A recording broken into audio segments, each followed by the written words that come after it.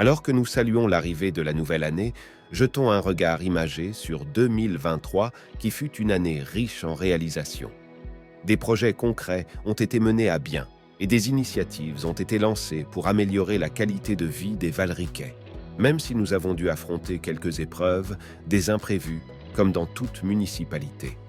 En effet, l'année a malheureusement débuté avec la fermeture de notre piscine municipale pour des raisons techniques et de vétusté. Peu de temps après, une baleine est venue s'échouer sur notre plage, rendant la baignade interdite un certain temps. Quelques mois plus tard, l'arrivée inattendue et forcée des gens du voyage sur notre terrain de football a généré un certain nombre de dégâts et beaucoup d'incompréhension. Enfin, la tempête du 1er novembre suivie de l'inondation le lendemain ont causé d'importants dégâts, traumatisant la population d'un quartier.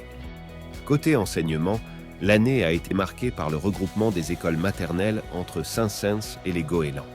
Ce premier regroupement a été une réussite grâce à la participation et à la bonne volonté de tous. Et désormais, nous mettons tout en œuvre pour concrétiser celui des écoles élémentaires pour septembre 2024. La restauration scolaire a fait un saut qualitatif en 2023. Et en plus, nous avons introduit la cantine à 1 €, garantissant à chaque enfant un accès à un repas sain et équilibré, vital pour son bien-être et sa réussite scolaire. Enfin, fin juin, nous avons offert à chaque élève en fin de CM2 un chèque lire et une carte d'accès médiathèque gratuite, et pour Noël, chaque élève valériquais a également été invité à voir un spectacle du Rayon Vert et a eu un livre en cadeau. Au niveau culturel, notre médiathèque a été un centre de vie culturelle foisonnant en 2023, avec plus de 16 000 entrées, 1 000 abonnés et environ 17 000 prêts. Elle a été un lieu de rencontre, d'apprentissage et de divertissement pour tous les âges.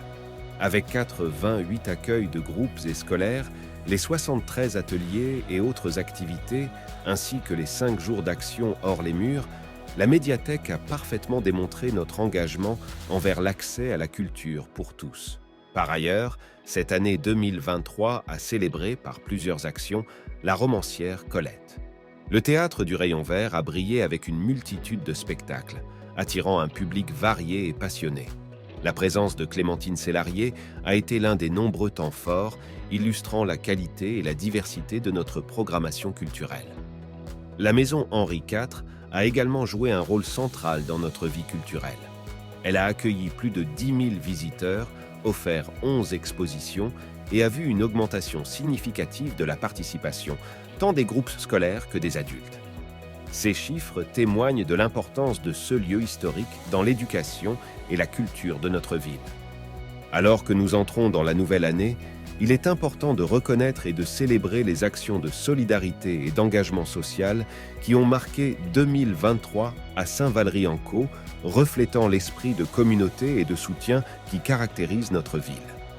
Une étape majeure a été la décision récente d'installer la banque alimentaire dans la salle de cantine de l'ancienne école Saint-Saëns, un choix plus fonctionnel et plus pratique pour les bénévoles et les bénéficiaires.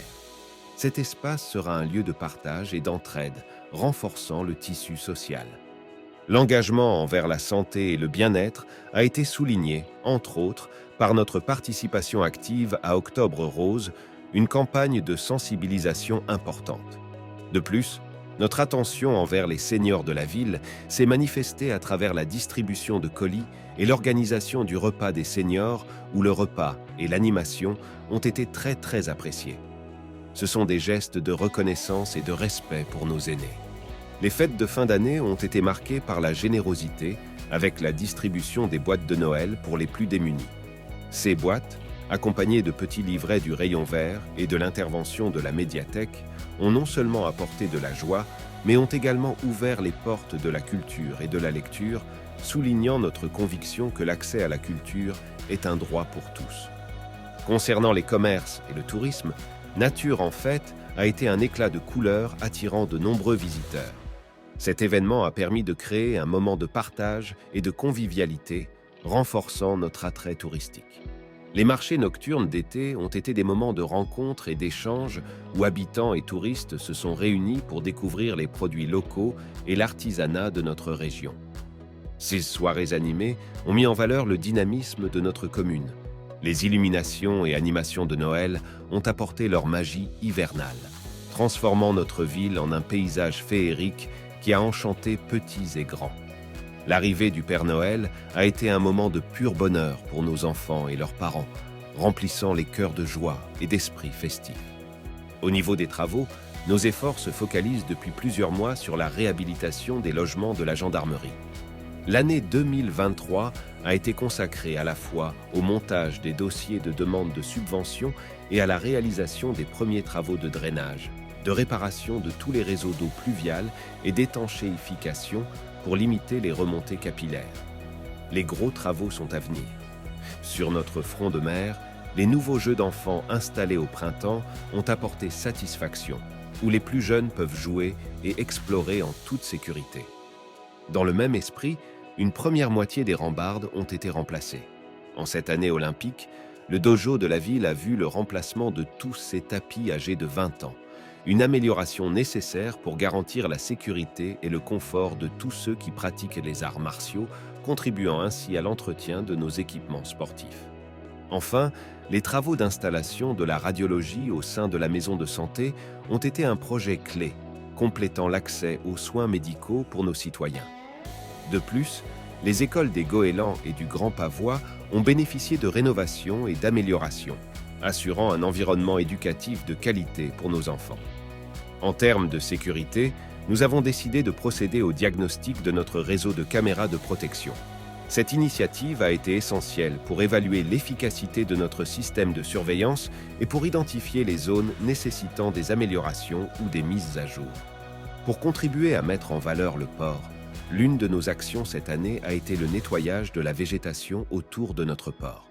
Cette action a non seulement amélioré l'aspect visuel du port, mais a également contribué à la sécurité et à l'accessibilité pour les résidents et les visiteurs.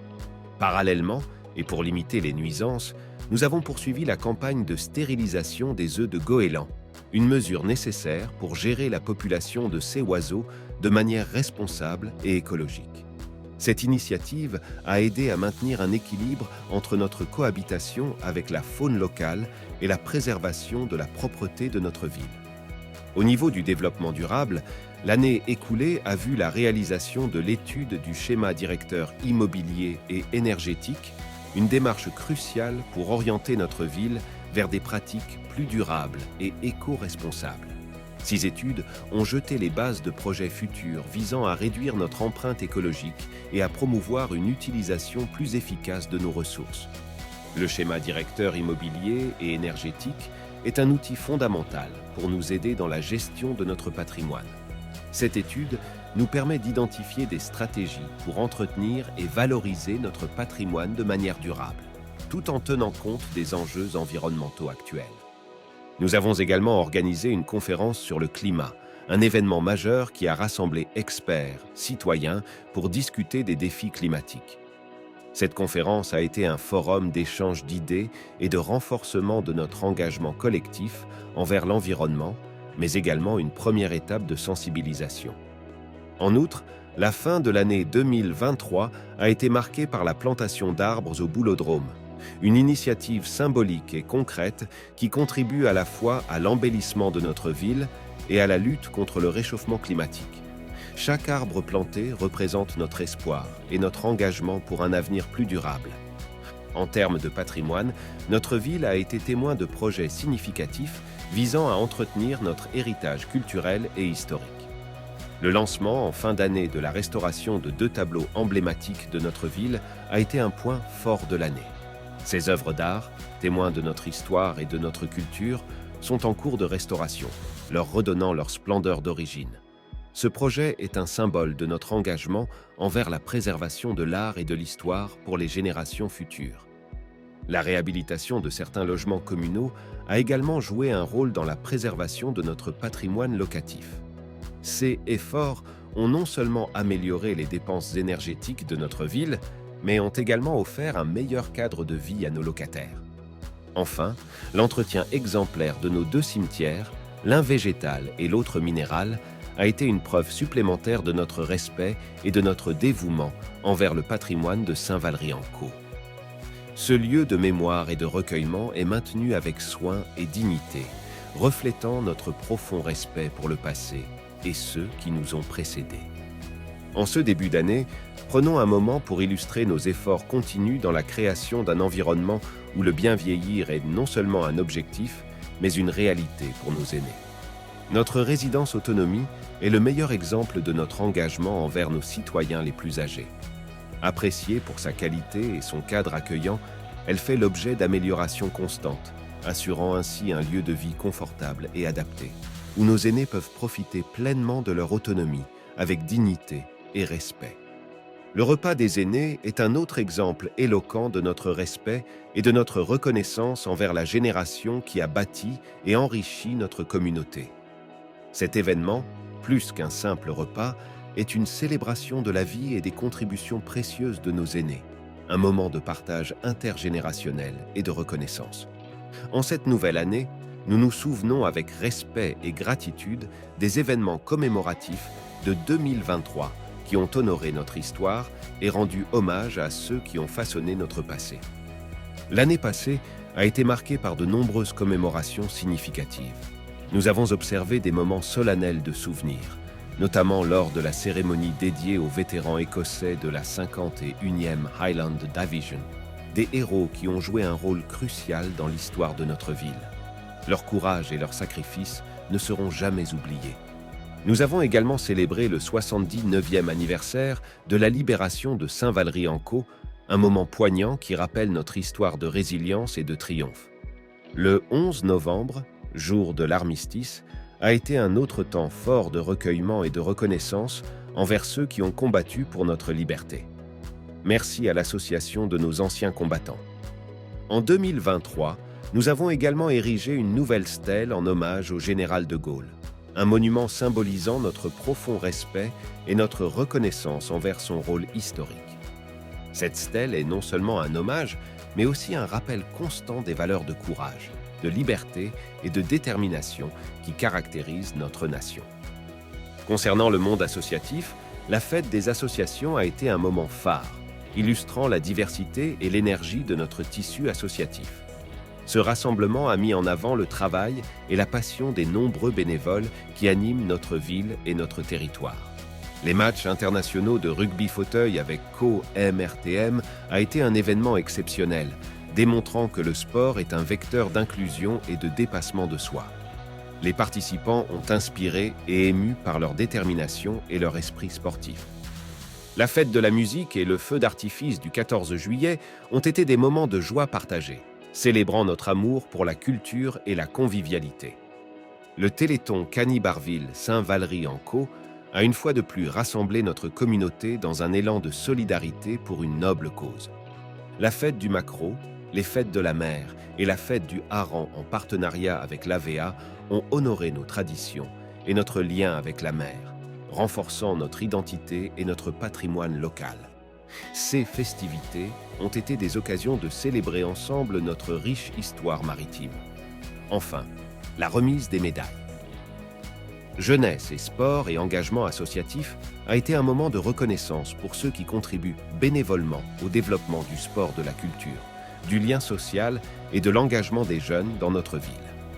Ces distinctions symbolisent notre gratitude et notre soutien à leur engagement indéfectible. En termes d'urbanisme, 2023 a été une année d'intense réflexion et d'études. Grâce à notre participation au programme Petite Ville de demain, Saint-Valery-en-Caux bénéficie d'une dynamique très intéressante, visant à améliorer la qualité de vie de nos citoyens tout en préservant le charme et le caractère unique de notre ville. Ce programme est un moteur de transformation offrant des opportunités de développement respectueux de notre environnement et de notre héritage. Le plan local d'urbanisme intercommunal, PLUI, est un autre jalon important, établissant une vision stratégique pour l'aménagement et le développement durable de notre territoire. Les premières réunions fort intéressantes ont commencé en 2023 et se poursuivront en 2024. Enfin, en termes de mobilité, la continuité de la navette de la ville est une preuve de notre engagement pour faciliter la mobilité de nos aînés et l'accessibilité. Ce service de transport a grandement facilité les déplacements au sein de notre ville, contribuant à une meilleure qualité de vie pour tous, notamment pour ceux ayant des difficultés de mobilité. Au niveau de l'information préventive, l'inondation du 2 novembre a révélé un certain nombre de points d'amélioration. Suite à ce triste événement, nous avons rapidement décidé la mise en place d'un nouveau système d'information par SMS. Cette technologie moderne représente un pas en avant dans notre capacité à informer rapidement et efficacement la population en cas de risque ou de situation d'urgence. Grâce à ce système, chaque habitant inscrit peut recevoir des alertes directement sur son téléphone portable, qu'il s'agisse d'avertissements météorologiques, de conseils de sécurité ou d'informations urgentes concernant notre communauté. Cette initiative renforce notre engagement envers une communication transparente et réactive, essentielle dans la gestion des situations d'urgence et dans la prévention des risques. Concernant nos partenaires, notre collaboration fructueuse avec la communauté de communes de la Côte d'Albâtre a permis la réalisation de plusieurs travaux majeurs. Parmi eux, le nouveau parking du casino a amélioré l'accès et la commodité pour nos résidents et visiteurs. L'épicerie solidaire intercommunale est un autre exemple éloquent de notre engagement commun envers le bien-être social. Le passage de notre éclairage public à la technologie LED avec le SDE et la restauration du musoir du phare avec le syndicat mixte du littoral sont des initiatives qui témoignent de notre dévouement à la durabilité et à la préservation de notre patrimoine. Le Festival du Lin a également été l'un des moments forts, renforçant notre attrait culturel et touristique de notre ville. Le soutien du département 76 a été crucial pour de nombreux travaux et actions culturelles, témoignant de l'importance de la collaboration à plus grande échelle. La centrale de Palluel a joué un rôle clé, notamment dans le soutien de notre théâtre du Rayon Vert, un lieu de vie culturelle essentiel pour notre ville. Enfin, le casino de Saint-Valery-en-Caux a continué d'être un partenaire incontournable, contribuant significativement à l'organisation de diverses manifestations au Rayon Vert, aux associations, puis comme pour le Téléthon et la conférence sur le climat ou encore sur le sport santé, renforçant ainsi notre engagement communautaire et environnemental. Mais toutes ces actions concrètes, réalisées au cours de cette année, n'auraient pu se faire sans les femmes et les hommes qui ont œuvré avec détermination, et c'est pourquoi nous leur adressons nos plus sincères remerciements.